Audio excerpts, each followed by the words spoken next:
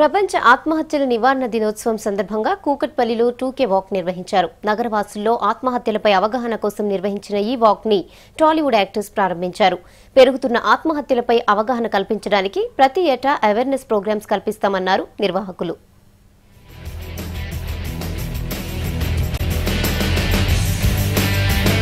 సిటీలో పెరుగుతున్న ఆత్మహత్యలను నివారించడానికి మ్యాక్రో ఫౌండేషన్, లయన్స్ క్లబ్లతో పాటు కొన్ని స్వచ్ఛంద సంస్థలు ముందుకొచ్చాయి. నగరవాసుల్లో అవగాహన కల్పించేందుకు కూకట్పల్లిలో 2K వాక్ ని నిర్వహించారు. రావుదేవ్ మెమోరియల్ హాస్పిటల్ నుంచి JNTU వరకు జరిగిన ఈ వాక్ లో టాలీవుడ్ సెలబ్రిటీలు పాల్గొన్నారు.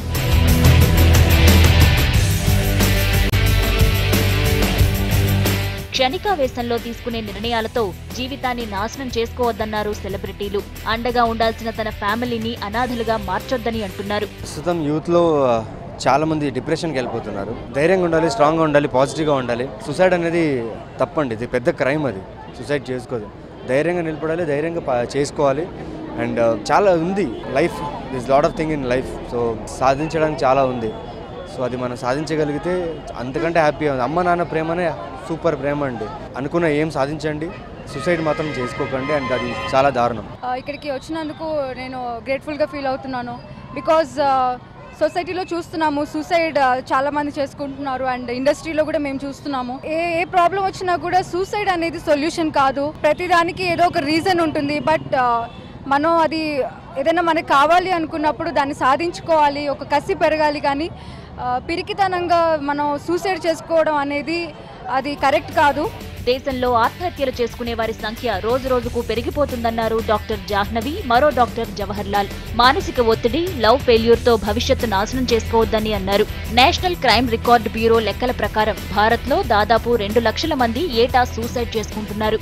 ఇక వాస్తవ లెక్కలు వేరే అనేవారు లేకపోలేదు. అవగాహన ఉంటే సంఖ్య కాస్త తగ్గే అవకాశం ఉందంటున్నారు. మానవ జీవితంలో జీవితాన్ని ముగించుకోవాలనుకుని ఆత్మహత్య ఒక దారి అనుకునే అనేక మందికి ఆత్మహత్య ఫైనల్ కాదు, బ్రతకచ్చు అని చెప్పడానికి ప్రతి సంవత్సరం ప్రపంచమొత్తంగా ఈ 10వ తారీఖున ఆత్మహత్య నివారణ దినోత్సవంగా పాటిస్తాము. ఈ సందర్భంగా మేము ప్రతి సంవత్సరము కూడా అనేక మంది విద్యార్థులు తీసుకుని ఆత్మహత్య నివారించవచ్చు, ఆత్మహత్య ఫైనల్ కాదు, బతకాలనుకున్న వాళ్ళకి అనేక దారులు ఉన్నాయి అనేటువంటి విషయం తెలియజేయడం గురించి ఇటువంటి వాక్స్ కండక్ట్ చేస్తూ ఉంటాము. నిజానికి ఆత్మహత్య చేసుకునే వ్యక్తికి మరణించాలని మాత్రం ఎప్పుడూ ఉండదు. చాలామంది యూత్ వాళ్ళు రేపు చిన్న చిన్న కారణాల వల్ల సూసైడ్ చేసుకోవడం జరుగుతుంది. సో ఒక ప్రివెన్షన్ తీసుకోవడం ఏంటంటే వాళ్ళకు ఒక అవైలబిలిటీ చూపించడం ఏంటంటే ఒక చిన్న చిన్న విషయాల కోసం, చిన్న చిన్న కారణాల కోసం సూసైడ్ చేసుకోవడం కాదు. లైఫ్ అంటే ఇట్స్ ఎ వాల్యుబుల్ థింగ్స్ అనేసి.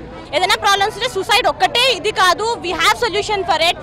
So that the depressed person వచ్చేసి he won't go into so depression that he makes commit suicide. దానికి సొల్యూషన్ ఉంటుంది అన్న ఒక ఇది తెలియజేయడానికి ఈ అవేర్నెస్ ప్రోగ్రామ్ అనేది. And MAFO we are proud that we are participating from MAFO.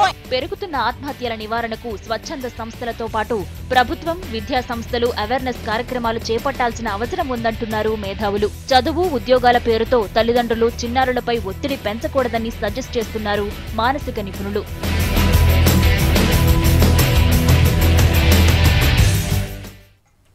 క్షణికావేశమే ఆత్మహత్యలకు దారితీస్తుందంటున్నారు సైకాలజిస్టులు. స్ట్రెస్, డిప్రెషన్ కారణంగా ఈ సంఖ్య ఏటా పెరుగుతుందని చెబుతున్నారు.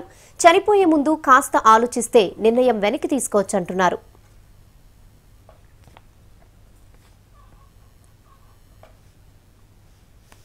ఈ స్కూళ్ళలో ఏమైపోతుందంటే కొంత అటెండెన్స్ తక్కువ వచ్చినా, కొన్ని మార్కులు తక్కువ వచ్చినా వాళ్ళకి ఇన్స్టిట్యూషన్స్కి ఏదో పెద్ద ఏర్పడుతుందని చెప్పి వాళ్ళు ఏం చేస్తున్నారంటే పిల్లల పైన అదే విధంగా ప్రెషర్ తెస్తున్నారు. అరే ఈ పిల్లవాడు చదువుకోవటం లేదు, ఫలానా సబ్జెక్టులో తక్కువ ఉంది, ఎందుకు తక్కువ మార్కులు వచ్చినాయని ఎవరు ఆలోచన చేయటంలా.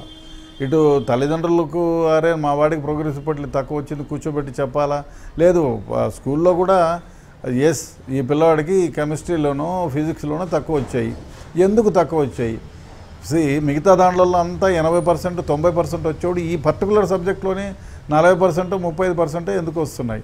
దీన్ని ఆయన కూర్చోబెట్టి అడగాలి, బాబు నీ ఏం అర్థం కావటం లేదు, ఎందుకు నీకు మిగతా దాంట్లో అక్కి ఉండేదానికి అంత గ్రాస్పింగ్ పవర్ ఉండేవాడు ఈ ఒక్క సబ్జెక్ట్లోనే ఎందుకు తక్కువైంది. ఇది అడిగి కూర్చొని కామ్గా వాడికి అడిగితే వాడి ప్రాబ్లం ఏదో చెప్తాడు. లేక్ పోలీస్ స్టేషన్ 2002లో అప్పట్లో ఉన్న DCP CV ఆనంద్ సారు ప్రారంభించడం జరిగింది. ఈ ప్రారంభించడం అనేది ఎందుకంటే సూసైడ్ చాలా ఎక్కువగా జరుగుతుండేవి.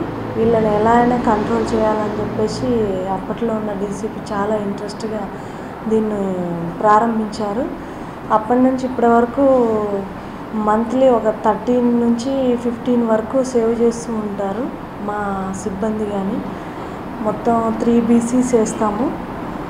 ఒకటి upper tank bund, NTR Marg, necklace road 3 బీసీలు తిరుగుతూ ఉంటాయి 24 hours రౌండ్ ద క్లాక్.